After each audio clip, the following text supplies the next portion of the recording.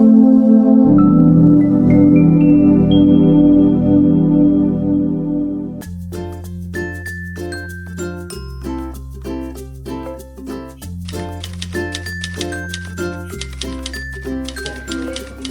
assalamualaikum warahmatullahi wabarakatuh. Waalaikumsalam warahmatullahi wabarakatuh.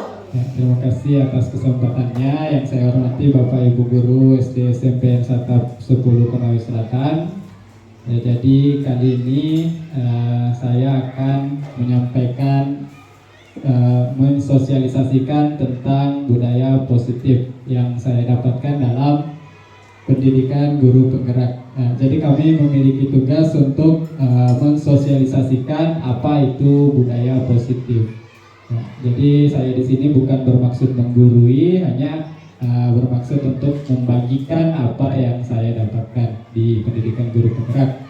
Kita tahu dari sini ada Bapak Ibu yang tertarik untuk ikut bergabung di dalam pendidikan guru penggerak.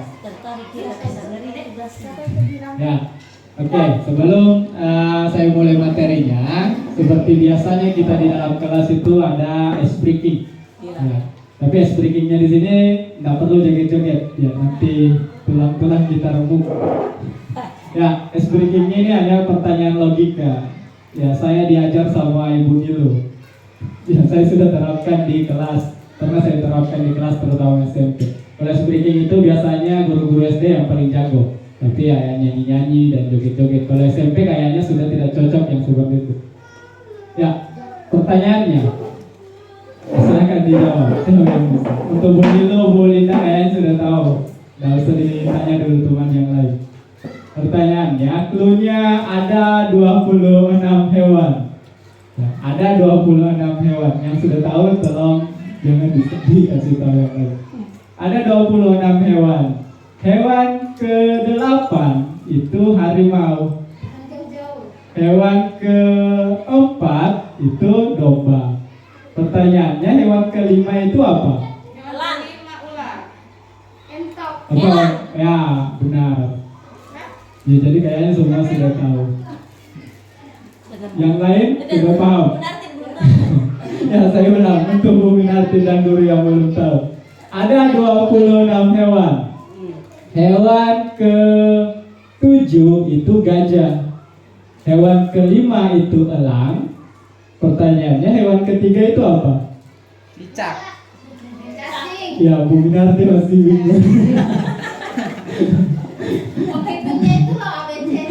Ya, jadi jawabannya itu adalah huruf abjad A, B, C, D sampai 26 huruf. Ya. Itu bisa diterapkan di dalam kelas. Ada juga bumi itu bulat, ada 8 berapa dan sebagainya. Itu banyak sekali contoh ice breaking yang bisa kita terapkan di kelas. Udah ngeh Bunda.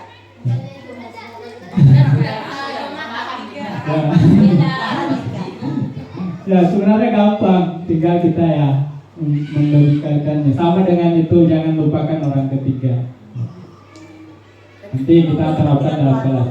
Kalau mau belajar ice breaking itu kayaknya di guru SD kita bisa belajar. Apa tujuan dari ice breaking itu? Yang pertama untuk melihat kesiapan siswa. Ya, karena kalau kita tiba-tiba masuk absen langsung mulai pelajaran, itu biasanya anak-anak konsentrasinya masih buyar, masih di luar, masih main, masih diingat nasi kuningnya di kantin dan sebagainya. Tapi kalau kita pas masuk, kita ambil perhatiannya dengan ice breaking, pelajaran selanjutnya akan mereka fokus. Itu tujuan dari ice breaking. Jadi bukan hanya untuk anak SD. Ya. Jadi materi hari ini adalah budaya positif. Ya. Di sini ada pertanyaan komantik.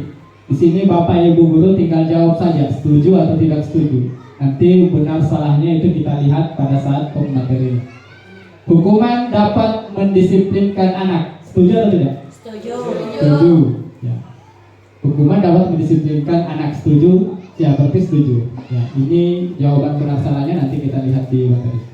Pemberian hukuman dengan hal positif seperti membaca atau membersihkan halaman sekolah dapat meningkatkan disiplin anak. Setuju atau tidak? Setuju. Memberi penghargaan dapat meningkatkan motivasi belajar anak. Setuju. Jadi ketiga pertanyaan pemantik ini semua jawabannya setuju. Tapi masalah ini tepat setuju atau tidak setuju itu kita lihat di materi. Jadi kita lihat nanti. Nah, pasti Bapak Ibu akan bisa menjawabnya sendiri. Ya, di sini ada topik yang akan kita bahas di sini ada 6. Mulai dari disiplin positif, teori motivasi, keyakinan kelas, kebutuhan dasar manusia dan dunia berkualitas, restitusi 5 posisi kontrol, dan terakhir restitusi segitiga restitusi. Ya, jadi semua materi ini berkaitan. Mulai dari disiplin positif sampai restitusi itu berkaitan, jadi sambung menyambung. Jadi ketika materi pertama harus diperhatikan karena nanti ada kaitannya sampai materi terakhir. Ya, di sini disiplin positif yang kita bahas itu berdasarkan teori kontrol yang dari Dr. William Glasser. Di sini dikatakan bahwa Anda tidak bisa mengontrol orang lain. Jadi seorang guru itu tidak bisa mengontrol murid. Orang lain yang kita maksud di sini adalah murid. Jadi kita tidak punya kekuatan atau kekuasaan untuk mengontrol murid. Makanya anak-anak kita sekarang ya modelnya seperti itu karena memang sebenarnya hakikatnya kita tidak punya kuasa untuk mengontrol mereka. Dan kemudian semua perilaku memiliki tujuan. Jadi anak-anak apapun perilakunya mau salah mau benar mereka itu pasti memiliki tujuan. Dan masih banyak lagi. Nanti kita akan bahas. Yang pertama, disiplin positif dan nilai kebajikan universal. Ya, kita lihat dulu apa makna disiplin sebenarnya. Jadi ternyata disiplin itu dari bahasa Latin disciplina yang artinya belajar. Tapi berdasarkan budaya kita, disiplin itu artinya sudah sudah keluar dari arti sebenarnya.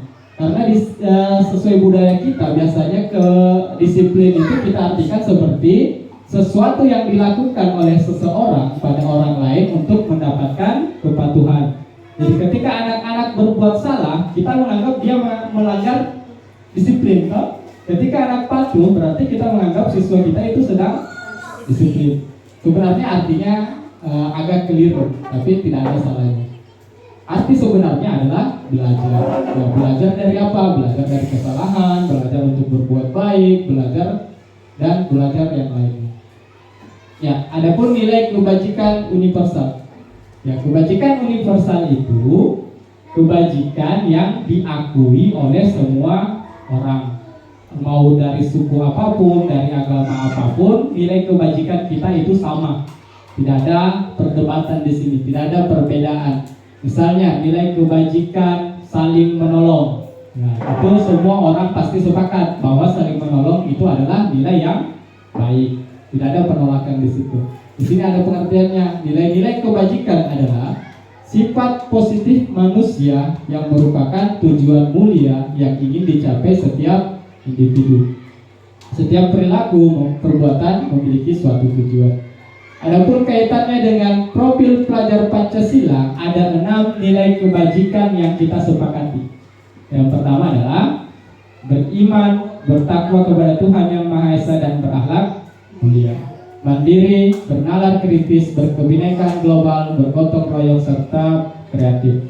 Ya, jadi ini 6 nilai kebajikan. Namun secara universal, nilai kebajikan itu tidak terbatas dari 6 profil pelajar Pancasila ini saja. Masih banyak nilai kebajikan yang lainnya. Ya, jadi nilai kebajikan ini diingat-ingat karena nanti akan berkaitan dengan materi selanjutnya. Ya, nilai kebajikan, sesuatu yang dianggap baik. Selanjutnya adalah teori motivasi, hukuman, dan penghargaan serta restitusi. Jadi materi ini akan menjawab pertanyaan pemantik yang Bapak Ibu jawab tadi di awal. Teori motivasi perilaku manusia. Ya, jadi teori motivasi perilaku manusia menurut William Glasser tadi, ternyata manusia berbuat itu ada motivasinya. Ada 3 motivasi di sini yang sering kita lihat. Yang pertama adalah untuk menghindari ketidaknyamanan atau hukuman. Ya, ini dikatakan sebagai motivasi eksternal atau motivasi yang berasal dari luar.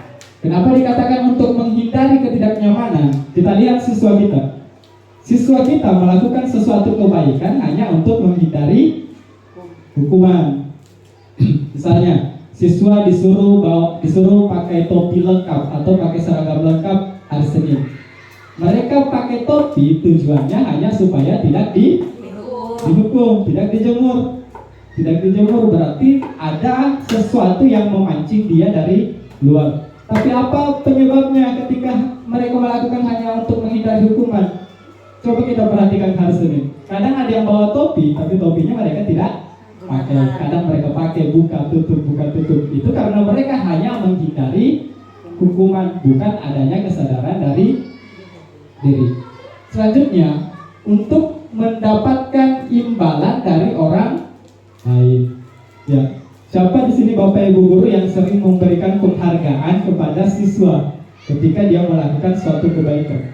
Misalnya kalau di SD, anak yang menjawab pertanyaan dikasih bintang misalnya. Kalau saya kasih kue. Ya, dikasih kue.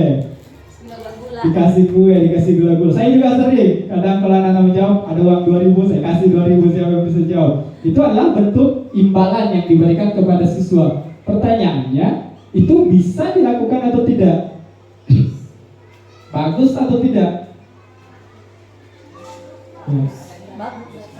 Ya, dampaknya memang bagus, tapi di jangka pendek. Ya, kenapa dikatakan jangka pendek? Karena anak-anak motivasinya bukan karena ingin pintar atau ingin belajar dari diri sendiri, hanya karena ingin, oh kalau saya jawab ini saya dikasih gula-gula, kalau saya jawab ini saya dikasih uang sama Pak Guru, dikasih bintang, gambar bintang sama Ibu Guru wali kelas dan sebagainya. Itu masih dikatakan sebagai motivasi eksternal. Makanya pertanyaan muncul, apa yang akan saya dapatkan apabila saya melakukannya? Artinya mereka tidak ikhlas. Kalau bahasa anunya, dia tidak ikhlas melakukan sesuatu. Dia tidak termotivasi untuk belajar lebih.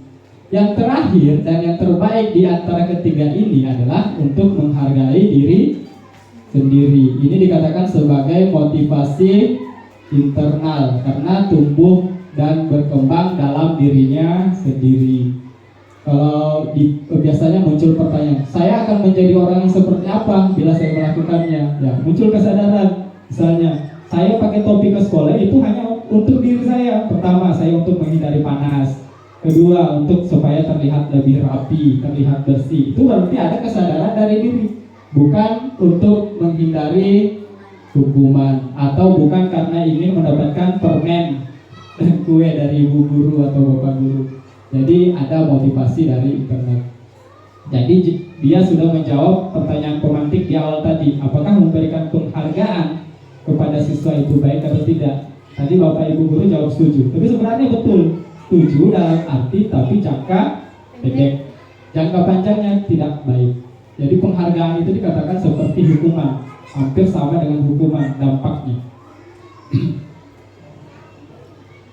Ya, selanjutnya, ya ini katakanlah dihukum oleh penghargaan. Makanya ada muncul istilah dihukum oleh penghargaan. Padahal kan kita anggap selama ini ternyata memberi penghargaan kepada siswa itu adalah hal yang baik, tapi dalam jangka yang pendek.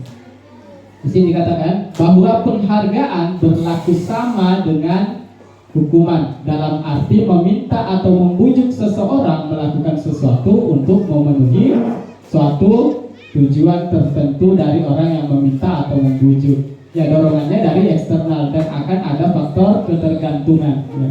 Dikatakan faktor ketergantungan ketika hadiah itu tidak diberikan, ya, anak akan merasa kecewa dan motivasinya bisa langsung drop, bisa langsung menurun. Ternyata Pak Guru sudah tidak kasih nih kita gula-gula. Malas nih saya belajar dulu ya, karena kita dikasih gula-gula. Akhirnya ya muncul statement seperti itu. Kan tidak mungkin juga kita setiap saat mereka jawab kita kasih gula-gula. Nggak mungkin kita mau persiapkan gula-gula itu terus atau kue itu atau uang 2.000 habis juga kita. Ya, ini dampaknya, pengaruh jangka pendek dan jangka panjang. Jangka pendeknya mereka senang, termotivasi untuk belajar, tapi jangka panjangnya mereka akan ketergantungan. Penghargaan menghukum, penghargaan mengurangi ketepatan, penghargaan tidak efektif, penghargaan merusak hubungan. Kenapa dikatakan merusak hubungan? Karena biasanya kalau kita kasih permen yang satu, yang lain akan merasa kecewa, iri, dan sebagainya. Itu merusak hubungan. Terus di sini penghargaan merusak kualitas. Ya, jadi kualitas belajar anak-anak itu ya karena ada motivasi dari eksternal itu.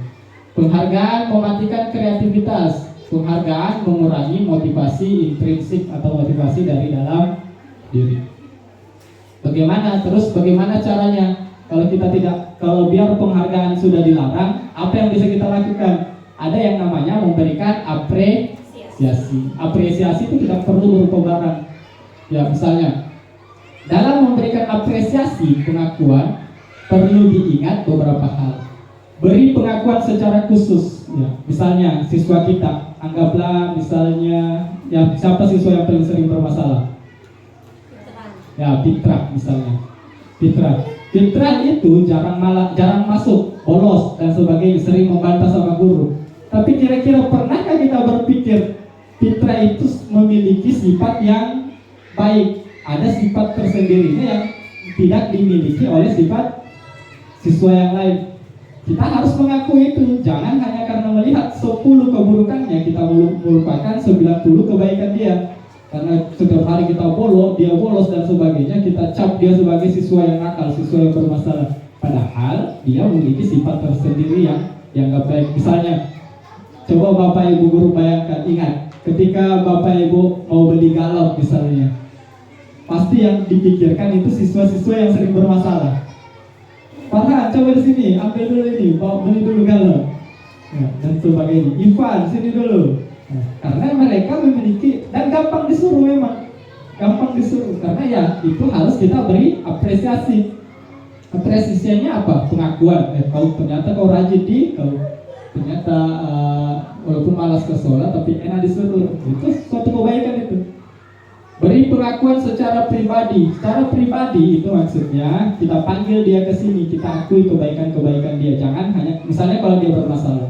Ketika dia bermasalah kita beri nasihat terhadap masalah yang dia lakukan, tapi tetap harus diselipkan dengan pengakuan-pengakuan yang lain tentang kebaikan yang dia lakukan. Misalnya si Sadri itu malas, aslinya malas dan jarang masuk sekolah. Tapi ketika kita tanya dia apa alasannya, ternyata dia menjadi tulang punggung keluarga. Dan jarang ada anak yang seperti itu, walaupun memang seharusnya belum bisa. Tapi kan masalah ekonomi seseorang itu kita tidak bisa atur-atur. Bisa jadi orang tuanya sudah bekerja siang malam, tapi memang ekonominya belum mencukupi. Akhirnya harus dibantu oleh anaknya. Dan kita harus akui itu, beri pengakuan, oh kau itu anak yang rajin, walaupun di sekolah, dengan diselipkan nasihat yang lebih baik lagi. Misalnya, tetap perhatikan sekolah untuk kerja, misalnya ke depannya, masa depannya lebih baik. Beri pengakuan kepada semua murid secara bergantian. Jangan hanya murid-murid tertentu saja yang diberikan. Jangan hanya murid yang rajin dan sebagainya. Murid yang bermasalah juga pasti ada kebaikannya. Beri pengakuan secara konsisten. Ya, jangan hari ini dikasih pengakuan, besok dibantai lagi. Ya, harus konsisten. Ya, tapi ketika dia buat masalah ya tetap kita eksekusi. Ya, eksekusi ini adalah memberikan nasihat-nasihat. Ya, contoh pengakuan misalnya.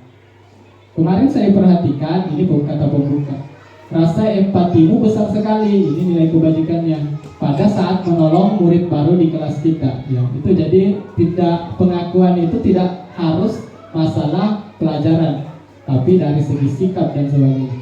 Saya menghargai kepedulianmu pada saat kamu membantu teman-temanmu di tugas kelompok.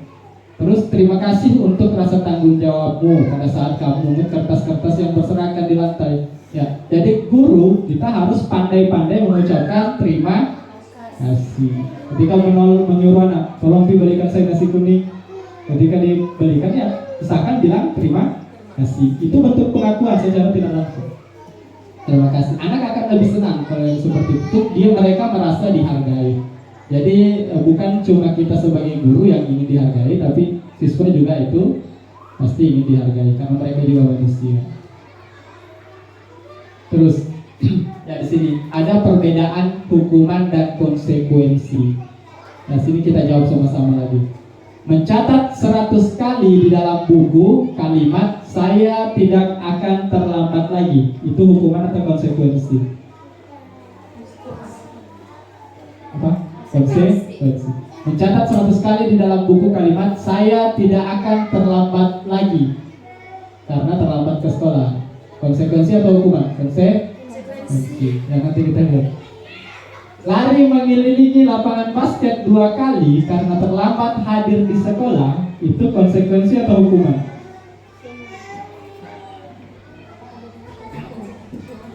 Lari mengelilingi lapangan basket 2 kali karena terlambat hadir di sekolah, konsekuensi atau hukuman?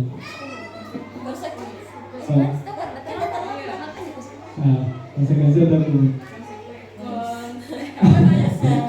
Konsentrasi. Apa? Konsekuensi. Jadi sudah 2 konsekuensi. Nanti kita lihat. Murid diminta untuk push up 15 kali karena tidak menggunakan masker di sekolah atau tidak menggunakan topi misalnya.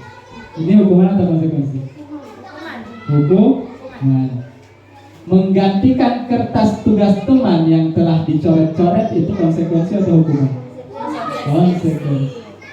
Terus membersihkan tumpahan air di meja tulis karena tersenggol pada saat belajar, konsekuensi. Murid disuruh untuk tidak mengenakan sepatu seharian di sekolah karena tidak mengenakan sepatu hitam atau karena dia pakai sandal. Itu hukuman atau konsekuensi? Hukuman. Lari mengelilingi lapangan basket 2 kali karena terlambat 10 menit untuk pelajaran PJOK. Itu konsekuensi hukuman. Nah, kita lihat jawabannya sama-sama. Nah, siapa yang benar semua? Tidak. Mencatat 100 kali dalam buku kalimat saya tidak akan terlambat karena lambat ke sekolah. Itu adalah hukum. Kenapa dikatakan hukuman? Karena hukuman itu bukan cuma berupa fisik, ada yang berupa verbal. Verbal itu berupa ucapan atau perintah-perintah yang lain. Kenapa dikatakan hukuman? Karena dia tidak sesuai dengan apa yang dia lakukan. Terlambat dengan menulis saya tidak akan terlambat. Apakah dia menulis 100 kali akan berdampak pada dia tidak akan terlambat lagi? Paling tangannya yang capek untuk menulis. Tapi kan tidak ada dampaknya. Terus lari mengelilingi lapangan basket 2 kali karena terlambat hadir di sekolah. Itu hukuman. Tadi jawabnya konsekuensi. Nanti ada penjelasannya juga. Murid diminta untuk push up 15 kali karena tidak menggunakan masker. Itu adalah hukuman. Menggantikan kertas tugas teman yang telah dicoret-coret adalah konsekuensi. Karena apa yang dia lakukan relevan dengan apa yang akan dia perbaiki. Dia akan mengganti kertasnya karena memang yang dia coret adalah kertas teman, jadi yang dia ganti adalah kertas. Misalnya kemarin kejadian merusak kaca spion, itu kan namanya konsekuensi. Konsekuensinya yang ganti kaca spionnya, bukan konsekuensinya push up, kan tidak nyambung. Nah, relevan itu push up dengan kaca spion yang rusak. Dia push up 100 kali pun kaca spionnya tidak akan bagus. Jadi kita berikan tanggung jawab kepada anak untuk perbaiki kesalahan. Sama dengan ini, bersihkan tumpahan air di meja tulis karena tersenggol pada saat belajar. Ya, jadi tugasnya ya bersihkan saja itu konsekuensi. Terus kenapa yang terakhir lari mengelilingi lapangan basket 2 kali tetap dikatakan konsekuensi? Karena ini berhubungan dengan pelajaran PJOK. Lari keliling lapangan itu kan olahraga, bertepatan dengan pelanggarannya di jam olahraga. Jadi hukumannya ya lari saja karena memang itu bagian dari pelajaran olahraga. Jadi konsekuensi. Ya, ini perbedaannya. Hukuman itu adalah sesuatu yang menyakitkan, harus terjadi. Nah, misalnya ada guru, walaupun tidak memukul tapi mulutnya pedis. Karena ada yang guru gitu, mungkin saya juga begitu. Kau ini memang tidak pernah benar apa yang melakukan, selalu terus tidak pernah benar. Itu kata-kata yang menyakitkan, itu hukuman, itu bentuk verbal. Sedangkan konsekuensi sesuatu yang harus terjadi, tapi tidak menyakitkan. Terus hukuman itu membuat anak sakit fisik maupun hati. Ini bahaya. Kalau fisik yang sakit lah, mungkin anak-anak ketawa-ketawa. Tapi kalau hatinya yang sakit, pasti sering muncul bahasa-bahasa. Saya tunggu Pak Guru di jembatan. Pak Edi. Saya tunggu Pak Guru di jembatan. Nah, akan dendam anak ini siswa karena kita memberikan hukuman yang menyakitkan hati mereka untuk jangka waktu yang lama. Terus membuat anak merasa tidak nyaman. Kalau konsekuensi itu membuat anak merasa tidak nyaman juga, tapi dalam jangka waktu yang pendek. Ketika dia melap meja ya mereka tidak nyaman, tapi setelah itu ya mereka baik-baik saja. Terus kalau hukuman itu anak membenci kedisiplinan, sedangkan konsekuensi anak bisa menghargai disiplin. Hukuman itu paksaan. Ya kalau kau tidak push up ya saya tambah hukumanmu, itu paksaan. Stimulus, sedangkan konsekuensi itu adalah stimulus tanggapan rangsangan dan tanggapan apa yang dia lakukan itu juga yang dia perbaiki kesalahan. Hukuman itu mendorong anak menyakiti diri sendiri, sedangkan konsekuensi mendorong anak agar mudah menyesuaikan diri. Hukuman konsep diri yang buruk, konsekuensi konsep diri yang baik. Sedangkan di hukuman itu anak belajar untuk menyembunyikan kesalahan. Jadi misalnya anak melanggar itu mereka mengusahakan pelanggarannya tidak diketahui oleh guru. Kalau di konsekuensi itu adalah anak belajar untuk mematuhi peraturan. Di hukuman anak akan marah, merasa bersalah, dipermalukan, merasa tak dihargai. Sedangkan di konsekuensi mereka kehilangan hak, dibuat tidak nyaman, diasingkan untuk sementara waktu. Ya, keduanya ini sebenarnya konsekuensi juga masih tahap yang belum terlalu sempurna. Nanti ada pembahasan apa cara mengatasi masalah siswa. Kenapa anak merasa dipermalukan ketika dihukum? Ya, sama seperti sering yang saya lakukan. Saya sering melakukan menghukum anak di depan umum, ya, di depan siswa lain, atau dihukum anak-anak di depan guru lain, mengata-ngatai mereka. Kau ini malas sekali, atau kau ini tidak pernah hadir. Itu kan mempermalukan mereka. Bisa jadi kita masuk kategori pembuli. Ya, bukan siswa saja yang membuli, tapi kita juga guru. Makanya sekolah yang ramah anak itu sebenarnya itu yang sebenarnya saya sering lakukan juga, bukan bapak ibu guru yang saya sering lakukan. Kalau di sekolah ramah anak itu seharusnya ada ruangan khusus untuk mengatasi masalah anak seperti itu. Misalnya ada guru BK di sekolah kita. Ya, guru BK harus memiliki ruangan tersendiri untuk mengatasi masalah anak tersebut. Kalau kita di sini kan kadang kita hukum anak, banyak temannya yang menonton. Lalu kita usir, kadang datang lagi, kadang lain. Karena kita di ruangan terbuka, seharusnya kita berada di ruangan yang tertutup untuk mengatasi masalah anak itu sampai selesai. Ya, setelah hukuman dan konsekuensi, yang terakhir itu ada namanya restitusi. Jadi mengatasi masalah anak yang terbaik itu adalah dengan menggunakan restitusi. Ya, restitusi adalah proses menciptakan kondisi bagi murid untuk memperbaiki kesalahan mereka, sehingga mereka bisa kembali kepada kelompok mereka dengan karakter yang lebih kuat. Jadi ini nanti yang kita pelajari adalah restitusi. Ya, restitusi ini yang seperti yang saya praktekkan itu hari yang saya atasi Farhan dengan Joyce yang berkelahi, itu namanya restitusi. Ada yang namanya segitiga restitusi, bagaimana menghadapi anak yang bermasalah. Ya, ini perbedaan hukuman, konsekuensi, dan restitusi. Ini banyak ini, tidak perlu saya baca semua. Kalau hukuman sesuatu yang menyakitkan harus terjadi, sedangkan konsekuensi sesuatu harus terjadi, restitusi merupakan pilihan. Jadi siswa diberikan pilihan untuk mengatasi masalahnya sendiri. Makanya ketika mengatasi masalah anak, kita kasih tanya di pertanyaan terakhir, apa yang bisa kamu lakukan untuk memperbaiki kesalahanmu? Itu pertanyaan restitusi, itu pertanyaan paling terakhir. Bagaimana cara kita memperbaiki masalah ini? Kalau misalnya dia baku pukul, Pak, saya minta maaf saja. Itu salah satu solusi yang mereka munculkan sendiri. Bukan kita sebagai guru yang muncul, kau harus minta maaf, kau harus ini. Bukan. Mereka sendiri yang memberikan solusi untuk memperbaiki masalahnya. Misalnya, Pak Guru saya ganti saja kaca spionnya. Ya, berarti itu ada kesadaran dalam diri dia untuk memperbaiki masalah. Saya minta maaf Pak Guru. Ya. Terus selanjutnya, ya, ciri-ciri restitusi. Restitusi itu bukan untuk menebus kesalahan, tapi untuk belajar dari kesalahan. Memperbaiki hubungan, tawaran bukan paksaan. Berbeda dengan hukuman tadi, kalau hukuman itu paksaan, sedangkan restitusi itu ada tawar-menawar. Jadi baik korban maupun pelaku itu sama-sama tidak dirugikan. Ya, korban mendapatkan ganti rugi, sedangkan pelaku bisa melihat kemampuan dia bagaimana cara memperbaiki kesalahan. Ya, selanjutnya keyakinan kelas. Keyakinan kelas itu kalau bahasa yang selama ini kita gunakan adalah peraturan kelas. Ini tugasnya wali kelas.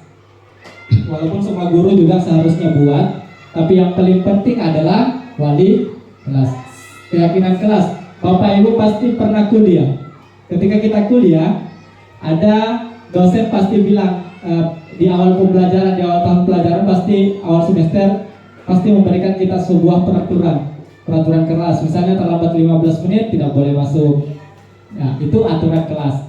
Dan kalau sekarang di era kurikulum merdeka diubah bahasanya menjadi keyakinan kelas. Pertanyaannya kenapa keyakinan? Kenapa bukan aturan saja?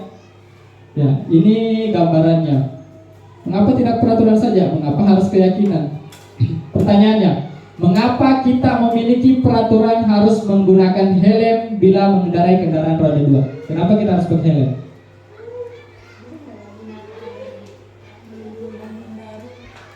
Menghindari, ya, melindungi kita dari musibah. Itu sebuah keyakinan. Kalau peraturan, kita menggunakan helm karena ingin menghindari polisi, menghindari tilang. Ketika polisinya tidak ada, helmnya kita tiadakan juga, karena tidak ada kesadaran dalam diri bahwa helm itu melindungi kita. Misalnya anak-anak dilarang buang sampah. Secara aturan, secara aturan anak-anak akan membuang sampah karena takut ketahuan oleh guru. Tapi ketika ada kesadaran bahwa membuang sampah itu baik untuk mereka, mereka akan tetap buang sampah di tempat yang sudah disediakan kelas. Nah, di sini ada lingkaran mengenai budaya positif. Di sini dimulai dari peraturan kelas dari lingkaran yang terkecil. Dari peraturan kelas akan tumbuh sebuah keyakinan kelas. Dari keyakinan kelas akan menjadikan lingkungan menjadi positif. Dari lingkungan positif akan menghasilkan atau menumbuhkan budaya positif. Ya, dari kedua hal ini, yang mana peraturan, yang mana keyakinan kira-kira? Yang mana peraturan, yang mana keyakinan?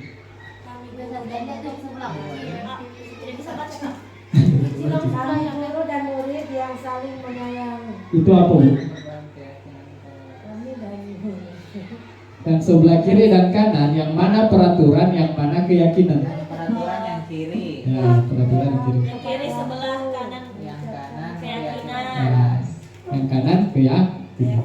Kenapa dikatakan peraturan? Karena menjaga kebersihan sekolah itu, ya, dampaknya hanya menjaga kebersihan di sekolah saja. Itu kan peraturan sekolah. Tapi kenapa dikatakan keyakinan? Yang di sebelah kami dan guru, murid, ya, kami guru dan murid yang saling menyayangi. Jadi mau di dalam sekolah mau di luar, mereka menganggap bahwa saling menyayangi itu adalah hal yang baik. Jadi dia tanamkan dalam diri, ternyata saling menyayangi itu baik. Saling menyayangi itu banyak macamnya, ada saling menghargai, tidak memukul, tidak apa dan sebagainya, itu saling menyayangi. Makanya dikatakan sebuah keyakinan, sama dengan keyakinan agama kita. Kita yakin bahwa agama kita benar, makanya walaupun tidak ada yang melihat kita secara langsung, kita yakin bahwa ada yang melihat kita yang lain. Jadi kita tetap melakukan aturan-aturan itu, kita tetap menerapkan keyakinan kita itu. Kita tetap beribadah walau tidak ada orang yang melihat. Maka dengan ini, kalau menjaga kebersihan sekolah, ya ketika tidak terlihat, tidak dilihat oleh guru, tentu saja kita buang dan sebagainya. Makanya itu perbedaan aturan dengan keyakinan kelas. Ya, keyakinan kelas ini biasanya menggunakan bahasa yang abstrak, misalnya saling menyayangi, semangat belajar, tidak detail dia. Nanti kita yang sampaikan sendiri ke siswa. Jadi aturan kelas ini, keyakinan kelas ini, utamanya guru SD juga bisa membuat. Jadi di awal kita arahkan siswa untuk membuat satu aturan, masing-masing satu siswa membuat satu aturan. Ya, silakan tulis aturan yang ingin kalian terapkan, yang ingin kalian patuhi. Anak-anak kan menulis, pasti menulis dilarang buang sampah, dilarang ribut dalam kelas, dilarang keluar masuk. Ya, itu masih dalam bentuk peraturan. Tugas kita sebagai guru mengubahnya menjadi sebuah keyakinan kelas. Ya, keyakinan kelas nanti ini tugas wali kelas menempelkannya di kelas, di dinding. Hasil kesepakatan bersama, bukan guru yang membuat. Jangan berpikir guru yang membuat. Yang buat ini aturan adalah siswa sendiri. Ya, misalnya selalu kembalikan buku ke tempatnya. Keyakinan kelasnya adalah tanggung jawab. Jadi kita bikin tempel atau dari apa kita buat, dari poster atau apa, atau tulis tangan. Yang pertama adalah tanggung jawab. Tinggal kita jelaskan ke siswa, tanggung jawab itu adalah termasuk selalu mengembalikan buku ke tempatnya. Dilarang mengganggu orang lain, menghormati orang lain. Hadir di sekolah 15 menit sebelum pembelajaran dimulai, menghormati orang lain. Orang lain ini adalah menghormati guru. Berkomitmen dan seterusnya. Dilarang melakukan kekerasan, itu keselamatan, menghormati orang lain. Jangan berlari di kelas atau koridor, itu keselamatan dan keamanan. Jadi siswa akan membuat aturan, kemudian kita ubah menjadi sebuah keyakinan, agar keyakinan ini tertanam pada diri setiap siswa. Ya, selanjutnya kebutuhan dasar manusia dan dunia berkualitas. Ya, ternyata baik guru maupun siswa itu ada 5 kebutuhan dasar. Yang pertama adalah mereka berperilaku karena ada 5 kebutuhan dasar. Yang pertama adalah kasih sayang dan rasa diterima. Kedua, penguasaan. Ketiga, bertahan hidup, kesenangan dan kebebasan. Ya, pertanyaannya, ketika siswa kita melanggar, itu berarti ada satu kebutuhan atau beberapa kebutuhan yang mereka tidak penuhi. Misalnya, siswa tidak mendapatkan kasih sayang di rumah. Ya, di sekolah apa yang terjadi? Mereka akan melakukan beberapa perbuatan yang memancing perhatian orang lain, terutama guru. Soalnya sering mengganggu temannya karena mereka ingin dapat perhatian dari teman, walaupun dengan cara yang salah, karena kebutuhan dasar manusianya tidak terpenuhi. Misalnya bertahan hidup. Bertahan hidup itu berhubungan dengan makan dan kebutuhan hidup lainnya. Makanya ada kadang anak-anak mereka meminta uang temannya dengan secara paksa karena mungkin mereka lapar, tidak dikasih uang sama orang tuanya. Jadi ada kebutuhan dasar yang mereka tidak terpenuhi. Akhirnya mereka melakukan berbagai perbuatan yang terkadang melanggar. Sama dengan kita guru kadang kita lagi ada masalah di luar, ketika masuk di kelas, ketika ada satu kebutuhan dasar kita yang tidak terpenuhi, masuk di kelas ya pasti kita ngomel-ngomel dan sebagainya. Ya, 5 posisi kontrol. Ada 5 posisi kontrol yang dimiliki oleh guru. Yang pertama adalah penghukum. Ya, siapa di sini Bapak Ibu yang merasa dirinya penghukum? Penghukum itu bahasanya seperti ini. Guru berbuat, menghardik, menunjuk-nunjuk, menyakiti, menyindir. Ya, itu guru penghukum itu, guru penghukum. Guru berkata, perkataan guru penghukum itu biasanya keluar kata-kata seperti ini. Kalau kamu tidak lakukan, awas ya, rasakan. Itu guru penghukum itu. Awas memang kau. Kalau kau tidak, sini coba kau tidak kesini saya jemur kau 2 jam, 3 jam. Ya, itu penghukum, Bu. Saya sering melakukan itu. Ya, semua hampir kita semua. Ya, tadi setuju ya betul. Ya, kan saya sudah bilang nih, oh main-main, mau kenapa panas matahari? Ya betul, itu menghukum Bu. Itu menghukum, guru penghukum. Nanti kita lihat apakah penghukum itu bisa dilakukan atau tidak. Nanti kita lihat. Tidak. Hasilnya, hasil dari ketika guru penghukum, siswa akan memberontak, menyalahkan orang lain dan berbohong. Ya, siswa, bukan saya Bu, saya tidak ini. Padahal ujung-ujungnya pelakunya memang dia. Ya, karena dia menghindari hukuman itu karena gurunya sebagai penghukum. Terus murid berkata, biarkan saja, nanti juga marah-marah lagi. Begitu Ji memang bully, marah-marah terus gitu. Misalnya, jangan takut, bully gitu Ji memang tiap hari marah-marah aja terus kerjanya. Itu perkataan murid yang hasil dari ketika guru melakukan. aja minta pas bani begitu memang jadi ya. Ya, gitu memang jadi ya. Ya, jangankan dari siswa dengan guru dengan guru saja. Gitu juga memang pas bani, gitu. Memang. Dampak pada murid, mereka akan melakukan kesalahan yang sama. Dampaknya itu mereka akan mengulangi kesalahan karena mereka sudah terbiasa dengan guru seperti itu. Selanjutnya pembuat rasa bersalah. Ya, saya juga sering di posisi ini.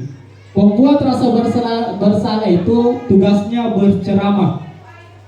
berceramah dan mengatakan seharusnya ibu kecewa sama kamu, ya itu membuat anak-anak akan merasa minder. Kesian saya, dia benci saya ini bu guru, dia kecewa.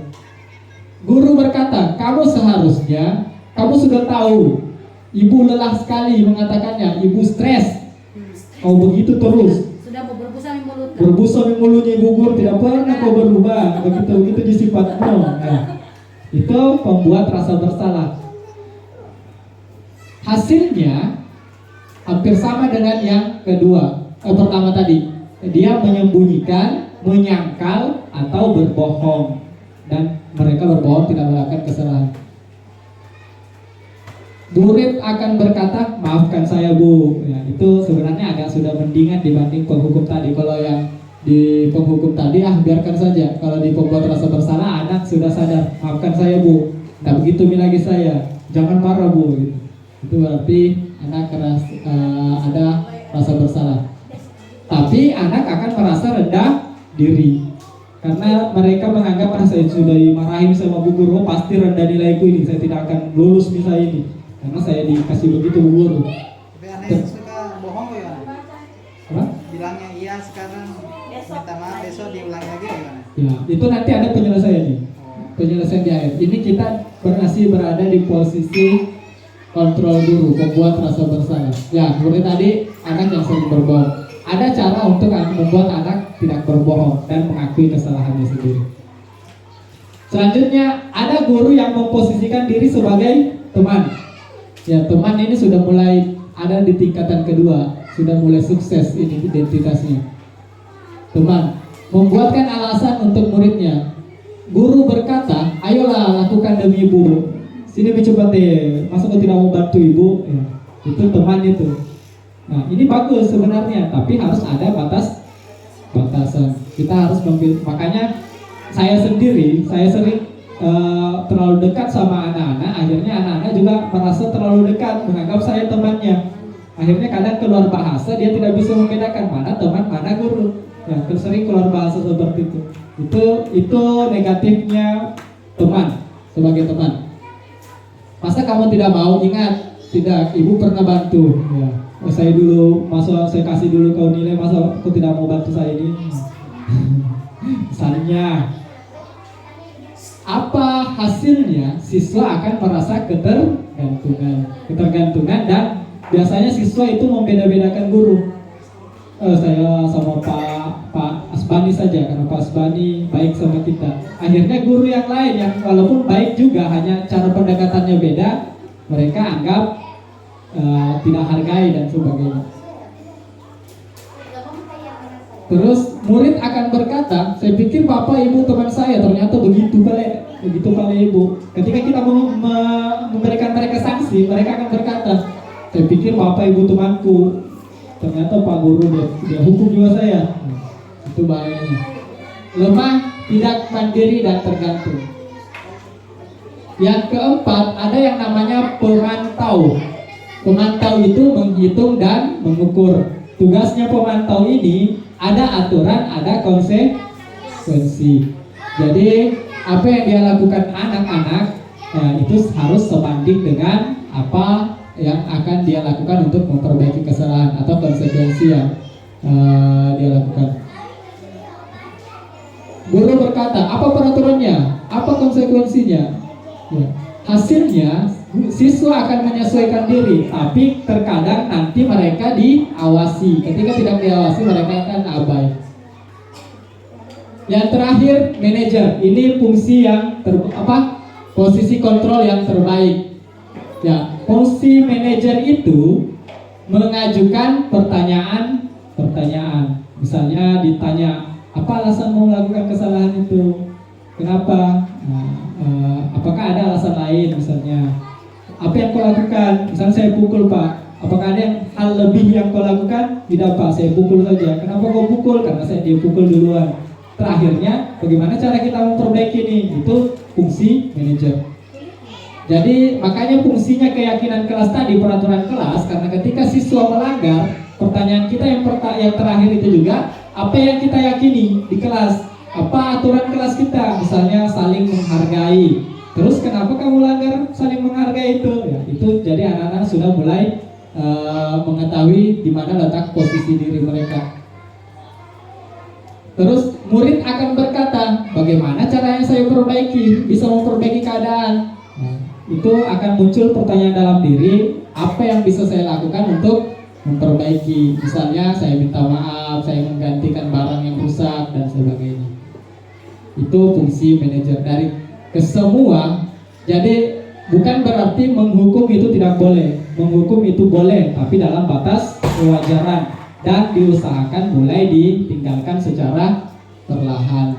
Karena menghukum, kita lihat siswa kita yang sering dihukum, apakah ada perubahan atau tidak? Tidak ada. Berarti penghukum bukan solusi. Bukan berarti kita tidak boleh menghukum, tapi dalam batas kewajaran. Ada solusi lain, yaitu memposisikan diri sebagai manajer. Ini pernyataan-pernyataannya. Saya kecewa sekali dengan kamu. Itu membuat orang yang merasa bersalah. Kamu tidak pernah benar melakukannya. Ini menghukum secara kata-kata, verbal. Ayolah lakukan demi ibu atau bapak, teman. Apakah kamu mau mendapatkan stiker bintang hari ini? Ya, ini ada aturan, ada konsekuensi, itu pemantau. Terus kalau manajer, bagaimana kamu bisa menyelesaikan masalah ini? Jadi kita berikan solusi kepada siswa. Terakhir penghukum, kamu selalu yang paling terakhir kalau menjawab soal. Itu berarti penghukum secara verbal, mempermalukan siswa biasanya itu. Ya, materi terakhir. Ada yang namanya segitiga restitusi. Dari kesemua itu, seperti yang dikatakan tadi Pak Edi, bagaimana mengatasi anak yang berbohong, anak-anak yang sering bermasalah, itu jawabannya ada di segitiga restitusi.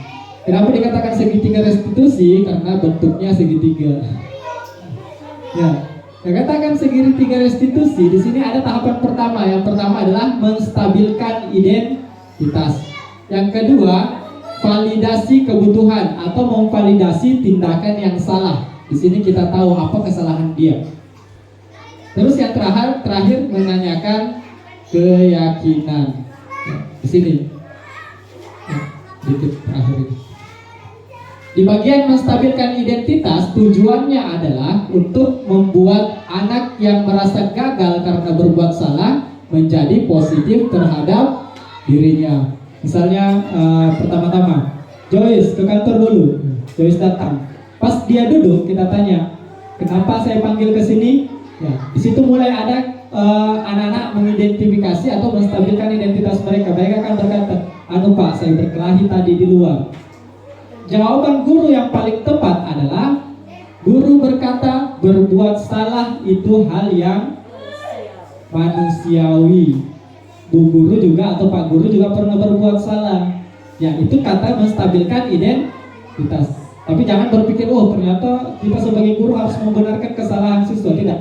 Nanti ada tahapan selanjutnya, makanya dia bertahap, tidak boleh diputar balik. Berbuat salah itu hal yang wajar, tidak tidak ada manusia yang sempurna. Bapak, Ibu juga berbuat salah. Kita pasti bisa menyelesaikan masalahmu ini. Itu menstabilkan identitas. Akhirnya anak akan berani berbicara karena dia sudah kayak seakan-akan dibela. Di awalnya kita seakan-akan membela dia, tapi padahal kita ingin memperbaiki kesalahan itu. Akhirnya anak-anak terbuka untuk menceritakannya. Selanjutnya kita lompat ke tahapan kedua, itu memvalidasi tindakan yang salah. Terus kita tanya, terus apa yang kau lakukan? Nah, saya pukul Bu, saya tendang dia, saya piting dia, saya injak-injak dia. Itu kesalahan, dia mengakui kesalahannya dulu. Dia mengakui kesalahan, terus kita bilang, apa yang kamu lakukan yang lebih buruk dari itu? Dia lebih cerita lagi, biarkan dia cerita, jangan kita potong. Biarkan dia cerita, dia luapkan emosinya sampai dia menangis atau apa. Biarkan dia cerita, jangan dipotong. Walaupun keluar kata-kata yang kita anggap tidak baik, biarkan dulu dia cerita. Dia luapkan emosinya. Ini memvalidasi tindakan yang salah. Biarkan dia mengakui. Awalnya dia membela diri. Pas kita tanya situ, yang kau lakukan benar atau salah? Pasti mereka akan berpikir, yang saya lakukan sebenarnya salah Bu. Sebenarnya salah yang saya lakukan, tapi karena saya bela diriku. Ya kita kembali lagi tadi menstabilkan identitas. Ya betul yang kau lakukan, tapi kita harus melakukan hal yang lebih baik lagi. Dan yang terakhir, ini ada sini di bagian validasi ini. Maukah kamu belajar cara lain untuk mendapat yang kamu butuhkan tanpa harus memukul? Ya, kita kasih solusi yang lain. Misalnya kau harus berbicara yang baik. Sama itu hari Joyce. Itu hari kan saya buat video tentang segitiga restitusi ini tanpa saya rekayasa. Joyce memang menjawab seperti itu. Saya tanya, apa yang bisa seandainya kau tidak pukul Farhan, apa yang akan terjadi? Kalau saya bicara baik-baik, Pak Guru sebenarnya tidak akan berkelahi. Hanya itu hari saya langsung pukul. Berarti ada kesadaran diri bahwa ternyata berbicara yang baik itu sebenarnya solusi. Dia hadirkan solusinya sendiri. Itu validasi tindakan yang salah. Yang terakhir, menanyakan keyakinan. Makanya saya bilang perlu kita buat aturan dalam kelas atau keyakinan dalam kelas, karena ketika ada anak bermasalah, ini kita alihkan ke sini. Apa keyakinan kelas kita? Misalnya tidak boleh memukul orang lain, saling menghargai. Ya. Terus apa yang kamu langgar? Saya melanggar aturan itu Pak. Terus apa yang bisa kamu lakukan untuk memperbaiki sesuatu yang salah itu? Pasti ujung-ujungnya saya minta maaf Pak. Saya akan minta maaf sama Farhan. Misalnya saya akan minta maaf sama Joyce.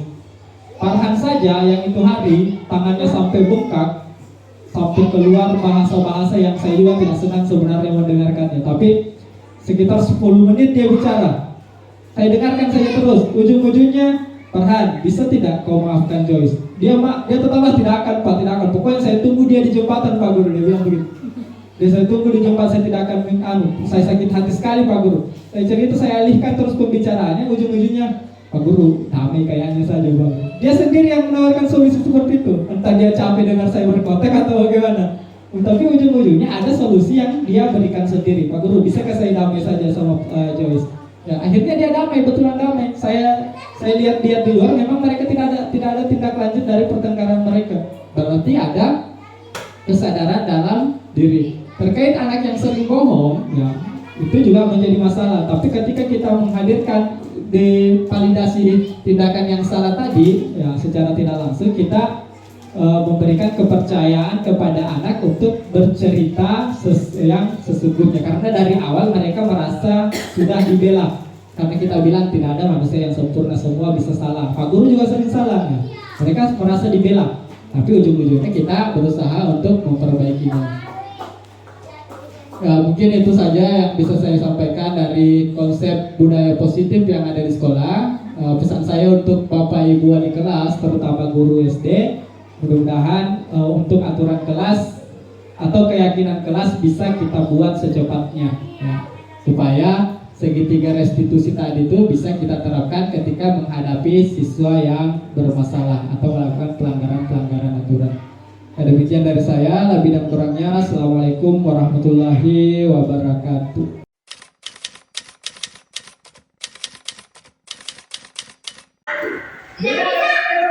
Jangan lupakan orang ketiga. Oh, Jangan lupakan. Iya Pak, benar. Yang pertama adalah ambil Mustafa, orang kedua dosa, orang ketiga siapa? Kita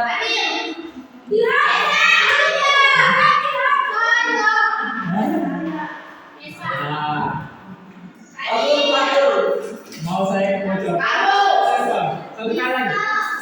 Jangan lupakan orang ketiga. Orang pertama Septi, orang kedua Yosa, orang ketiga.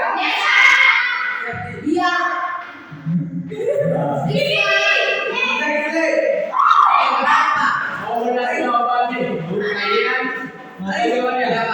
Kalian harus mengulangi kata orang ketiga. Jadi sebut namanya itu terserah siapa saja. Jadi saya sebut orang ketiga adalah Yosa. Kata-kata saya jangan lupakan orang ketiga. Orang ketiganya yang disebut. Oke. Karena kita masuk kegiatan mudik. Hari ini kita akan buat keyakinan. Apa bedanya peraturan dengan keyakinan? Peraturan apa? Peraturan itu apa? Hal yang tidak boleh dilanggar. Kalau keyakinan itu apa?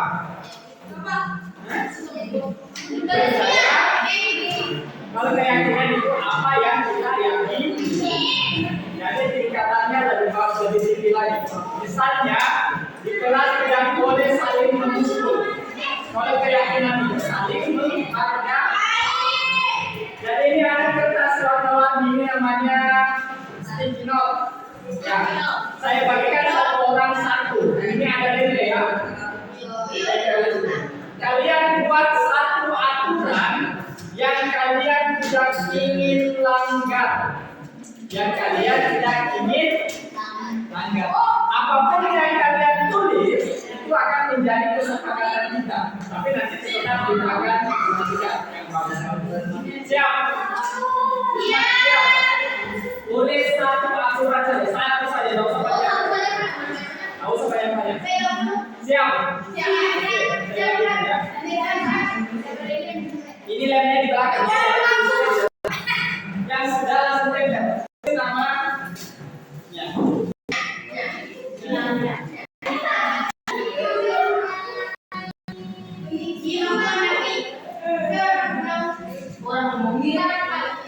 Kopi.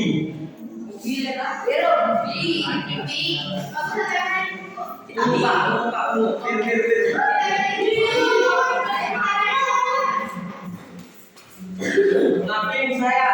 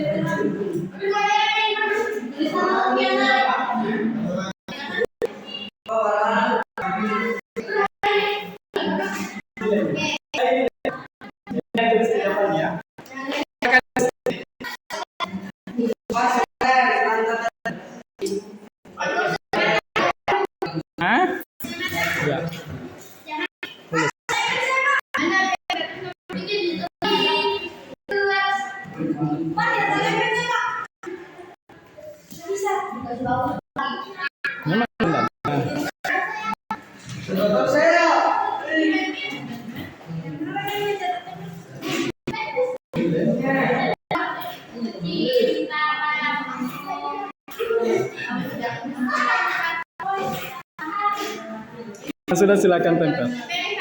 Ya.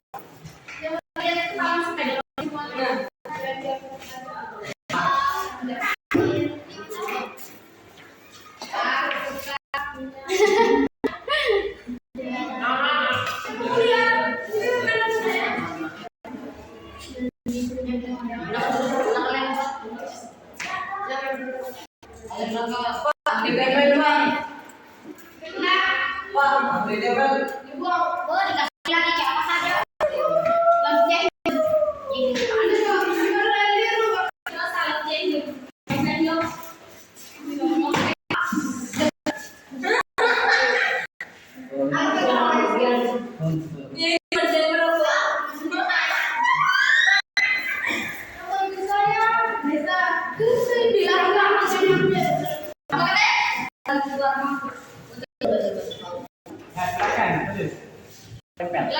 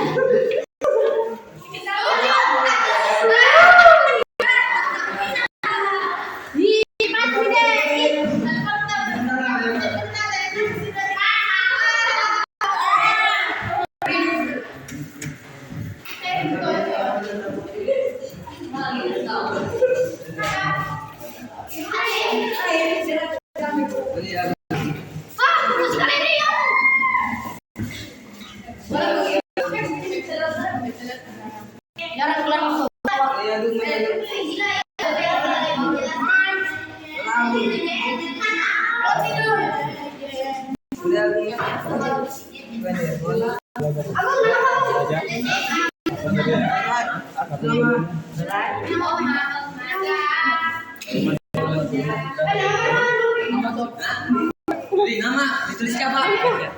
Bu. Pak dituliskan nama Pak. Boleh tidak boleh.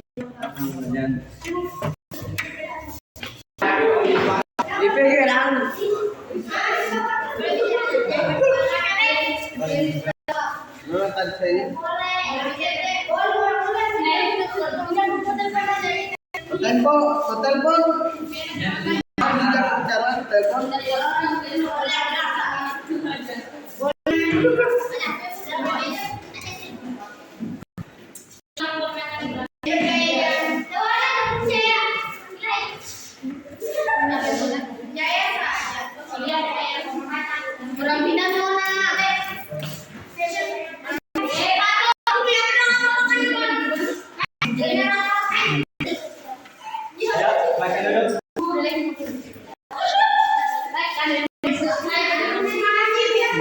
Sudah semua. Sudah. Silakan dulu.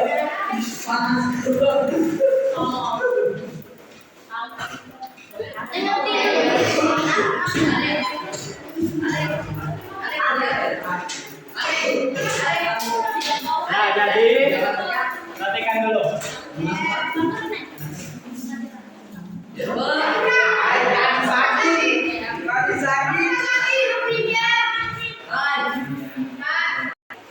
Apa?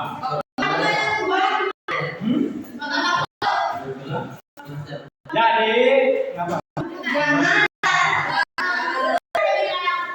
Nah, jadi keyakinan kelas ini kan banyak toh.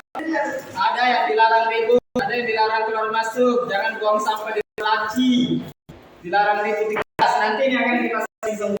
Seleksi menjadi keyakinan.